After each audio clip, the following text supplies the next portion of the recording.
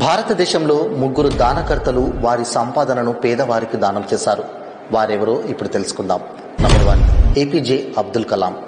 ఆయన తన మొత్తం జీవితాన్ని భారతదేశానికి అర్పించారు.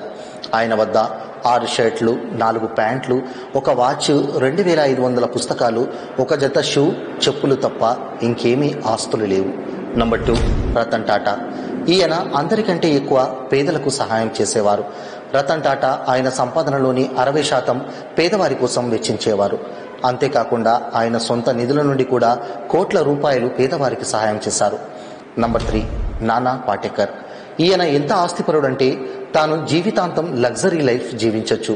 కానీ ఈయన కూడా తన సంపాదన నుండి 90% డబ్బును పేదవారికి సహాయం చేస్తాడు. ఆయన మాత్రం తన తల్లితో 2 గదులు ఉన్న చిన్న ఇంట్లో జీవిస్తారు. ఇలాంటి మహనీయులకు జోహార్లు.